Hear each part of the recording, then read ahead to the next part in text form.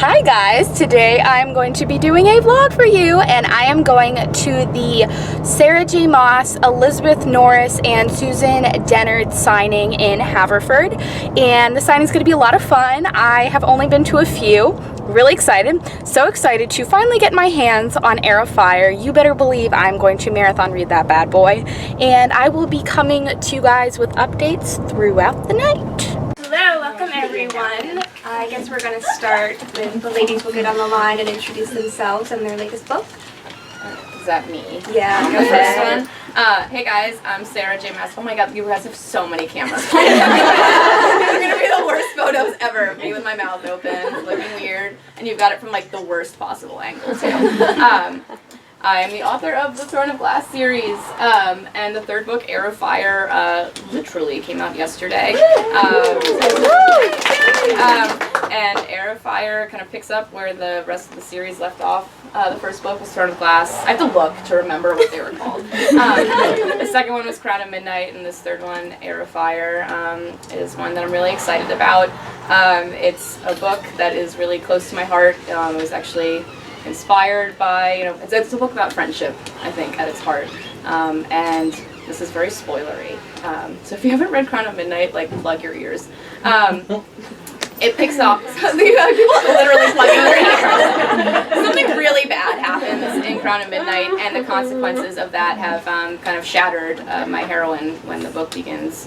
And dealing with those bad things, the loss of someone, sorry for you plugging your ears, was kind of inspired by the amazing friends that I have in my life who actually have changed my life for the better, and I was able to kind of get into my character's head by imagining a world in which my friends, this is my very best friend in the world, Susan Dennard, did not exist, and it was a really crappy thing to imagine. But then the other good parts of friendship, how friendship can heal you and change you and make your world a better place, were also inspired by my friends. So it's wonderful to be here on this tour where I actually get to invite my friends to do events with me.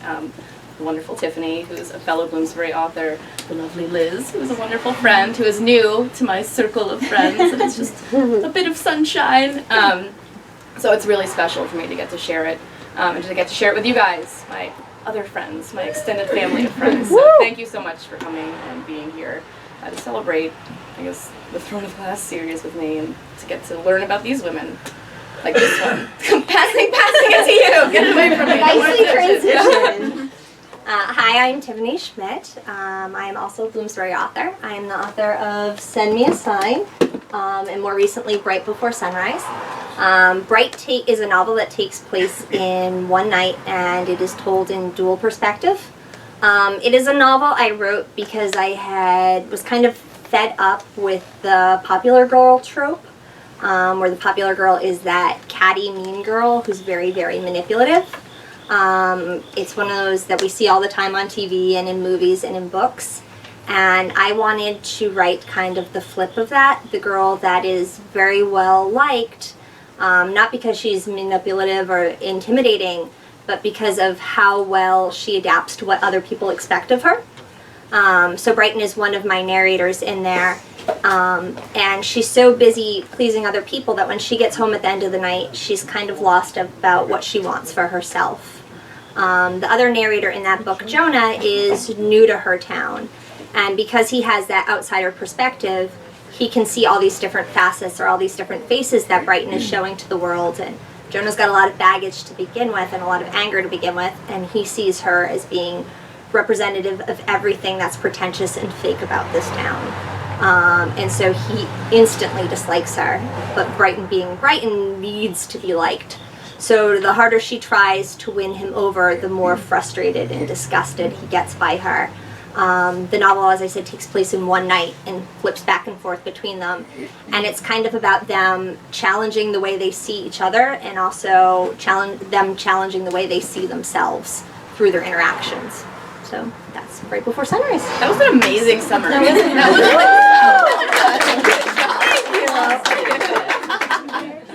Yeah, I don't want to follow that. Susan. Hi guys, I'm Susan Dennard. I'm the author of the Something Strange and Deadly series. which follows Eleanor Fitt, a 16-year-old in Philadelphia.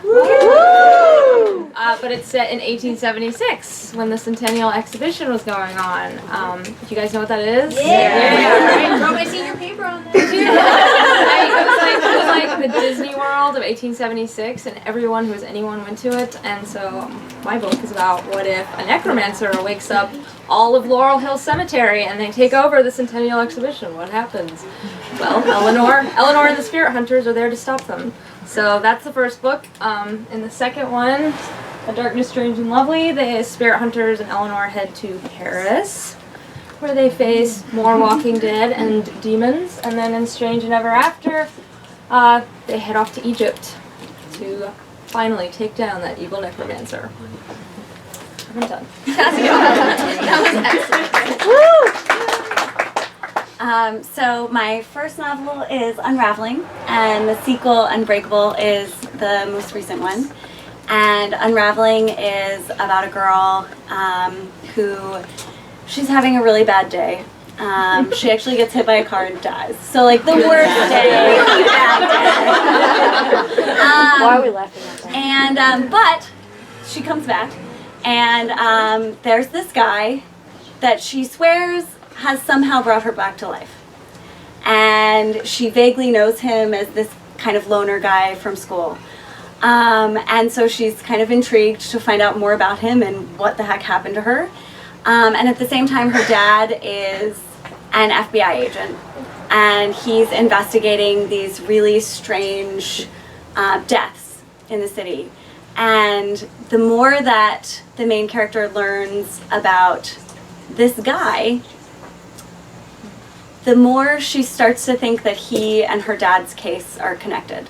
And of course, she also starts to fall in love with him, which there's that. So, you know, there's like a countdown to the end of the world and a lot of kissing. And,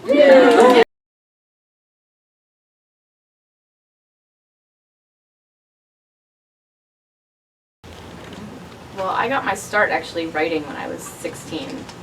I got the idea for Throne of Glass when I was 16 years old. I was technically 15 and then turned 16 and began to write a small nitty-gritty detail that no one cares about but me. And so, I don't know, I think I kind of just wrote YA by default because I was a young adult when I began writing it, and the stories that I read when I was that age changed me as a person and really shaped my identity. I read Garth Nix's Sabriel around that age. Like, okay, yay! Sometimes I go on school visits and I speak to middle schools and I'm like, Sabriel? And they're like, no. And I'm like, my life is over. No one I know has read it. Yeah, but like a lot of, like I'm 28.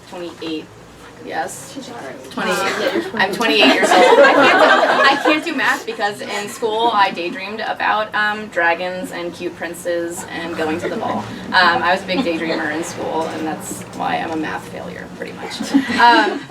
But yeah, the books I read back then really inspired me and shaped me. And when it came time to write my own books, that's kind of the vein that I was already in. And I think it's I don't know, it's great to be able to write about this kind of tumultuous time in someone's life. And you guys can say more eloquent things about this. That's what I would have said too, that I started writing when I was 12, 13, and life kind of sucked, to be honest, because when you're 12 and the ugliest kid in school, it kind of sucks, so what do? You write, or that's what I did. The ugliest kid. I wish we had like a PowerPoint so I could show you. Competition. You saw me in high school when I was really grim. She looked like Julia Stiles, which you guys probably don't even know who that is. I was like really short. I grew, like, I didn't hit puberty until I was 17. So I was very delayed, mouth full of braces for 5 years. It was horrible, and like I was super bullied. So I started writing to deal with that. And then also, like she said too, the books that I read just were so pivotal to who I am at that time. They impacted me so deeply that I knew when I started writing to get published that I wanted to reach people in the same way that Garth Nix or Tamara Pierce or Lloyd Alexander really, or J.K. Rowling hit me. So, I mean, I have to agree. I think that the books I read at that time were just so important to me, and the idea that I could write something that could be important to someone else that way. And before I had my Schmidtlets, I taught 6th grade, you know, so it was kind of, I never really left that age group. You know, I was it, and then I was in school, and then I taught, you know, early teens. And I've always just really been fascinated. It's a time of both tremendous pressure and expectations from all angles, and you're starting to get autonomy, you're starting to get freedom, but there are also all these constrictions on your life, and I feel like it's just such a catalyst time, and change there matters in a way that it doesn't necessarily matter later in your life and earlier in your life. It's such a period where you can be a different person, you can join a completely different clique or reinvent yourself over the summer in ways that it's much harder to do as an adult and that you don't have the power to do when you're younger than that. So I've always really been fascinated by that power dynamic. You're really smart. We're done here. Let's just leave. I mean, I feel like I'm just going to say the same thing, but I am in 9th grade biology. I wrote my first novel in the back of my biology notebook when I was not taking biology notes. And it was about a really shy girl and all of her problems were solved when the really hot guy in the front of the biology class fell in love with her. And it was a little bit of wish fulfillment. But I feel like, you know, all of the things that I wrote at that time were very much of the like, this is how I want my life to be. And then as I got a little older, it was like, these are the books that I want to read. Yeah. Or this is the fan fiction, the way that I wish that book turned out, or whatever it is. Fan fiction was like my gateway into writing. Yeah. For those of you who have no idea what fan fiction is, first of all, get out. But it's basically like, I don't know if you read Harry Potter and you love the world so much and you want to like write more about it, or like have your own characters like that you make up, interact with other characters, or write about the characters that exist. You just like write set in this world and play with it, and it's really cool. And Susan and I were actually going through a box of like my old stuff. I was just at my parents' house in New York, and my mom boxed up like all my like precious treasures and like just stuffed it into a closet. And it just like, says like Sarah's stuff. It's not like Sarah's magical trinkets that like changed her life. And I found these journals from when I was 12 years old. It was from 1998. And in one of them was literally the first piece of fan fiction that I ever wrote.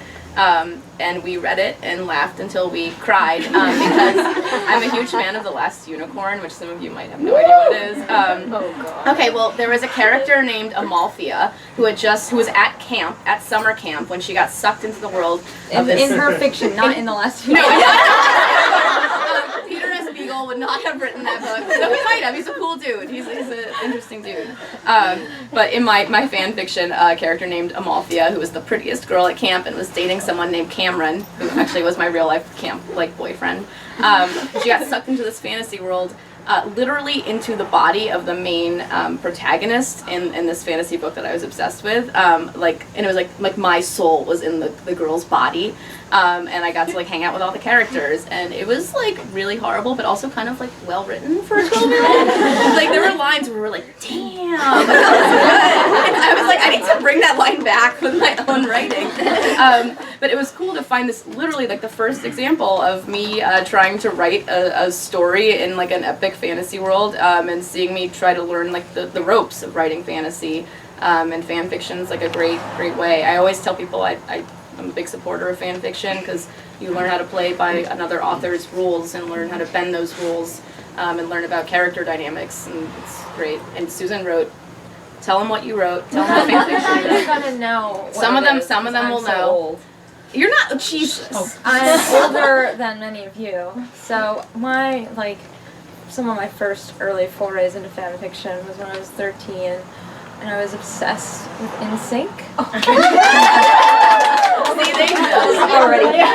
Specifically Justin Timberlake. And so every hero in my stories was Team Justin. And he always fell in love with a girl named Susan. It was like, sort of embarrassing. It's amazing. It's the greatest thing about you. What I haven't even told you though, so my mom, my poor sweet mom, and my sister, who was my baby sister, would always read whatever I wrote. They would indulge me. So my mom has read all of those stories.